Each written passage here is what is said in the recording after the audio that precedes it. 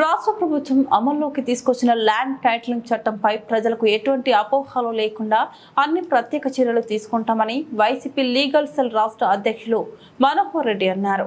ఆదివారం తాడపల్లి కేంద్ర కమిటీ కార్యాలయంలో ఏర్పాటు చేసిన మీడియా సమావేశంలో ఆయన మాట్లాడుతూ కావాలనే ప్రతిపక్షాలు పలు మీడియా సంస్థలు తప్పుడు ప్రచారం చేస్తున్నాయని, 100 ఏళ్ల తర్వాత రాష్ట్ర వ్యాప్తంగా 10,000కు పైగా గ్రామాల్లో భూములు సర్వే చేసి ప్రజలకు ఎంతో మేలు చేస్తున్నట్లు తెలిపారు.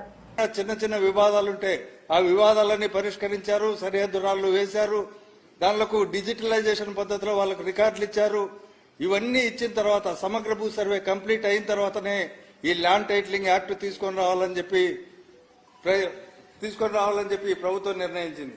ఈ సందర్భంలో ఇంకో విషయం ఏంటంటే, ఈ లోపే అమలులోకి రాని చట్టం ఇంతవరకు ఇప్పుడు, ఎందుకంటే 17,000 గ్రామాల్లో భూ సర్వే కంప్లీట్ అయిన తర్వాతనే ఈ చట్టం అమల్లోకి తెస్తామని చెప్పాం. అదేవిధంగా కొంతమంది న్యాయవాదులు ల్యాండ్ టైటిలింగ్ యాక్ట్ పైన హైకోర్టులో వేస్తే కూడా ప్రభుత్వం స్పష్టంగా చెప్పింది, ఇప్పుడిప్పుడే మేము ఇంప్లిమెంట్ చేయడం లేదు, దీన్ని 2 ఏళ్ల తర్వాత అంటే సమగ్ర భూ సర్వే కంప్లీట్ అయిన తర్వాతనే ఈ చట్టాన్ని అమలు చేస్తాము.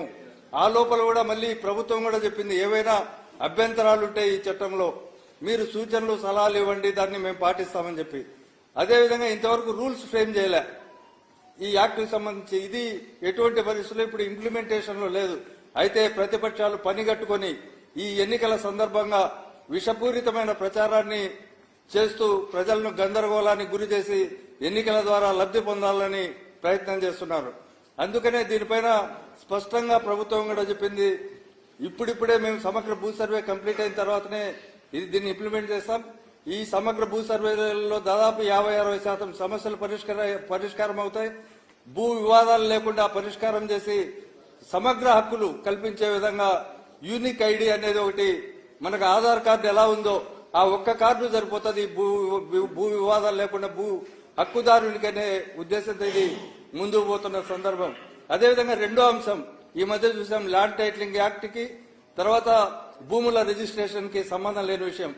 ఆ భూముల రిజిస్ట్రేషన్ కి సంబంధించి అప్గ్రేడేషన్ లో భాగంగా ఈ రాష్ట్ర ప్రభుత్వం ఒక 16 డిపార్ట్మెంట్ల కంటే దీన్ని అప్గ్రేడ్ చేస్తూ ఈ స్టాంపింగ్ ద్వారా రిజిస్ట్రేషన్ చేసుకోవాలని చెప్పి ఒక సర్కులర్ ఇస్తే, ఆ సర్కులర్ ని దీనికి ల్యాండ్ టైటిలింగ్ యాక్ట్ కు ముడిపెట్టి ఈ ప్రభుత్వం భూములు లాగేసుకుంటోంది. తర్వాత జిరాక్స్ కాపీలు మాత్రమే మీకు ఇచ్చి ఒరిజినల్ డాక్యుమెంట్స్ ప్రభుత్వం దగ్గర ఉంచుకొని అవన్నీ కూడా ప్రభుత్వం కబ్జా చేయాలని జగన్మోహన్ రెడ్డి ప్రయత్నం చేస్తున్నారనే ఒక విషపూరిత ప్రచారం IVRS కాల్స్ ద్వారా, షార్ట్ ఫిల్మ్స్ ద్వారా, అదేవిధంగా న్యాయవాదుల ద్వారా ఇట్లా విపరీతంగా రోజు స్క్రోలింగ్ చేసి ప్రచారం చేస్తున్నారు.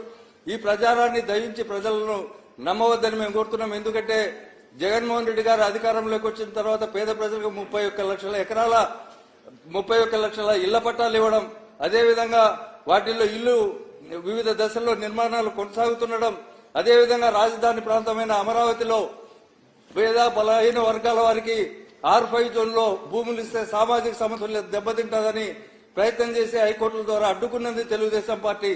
అదేవిధంగా అమరావతి భూములు లాక్కునింది వాళ్ళే ఇంత పెద్ద స్కాములు చేసిన తర్వాత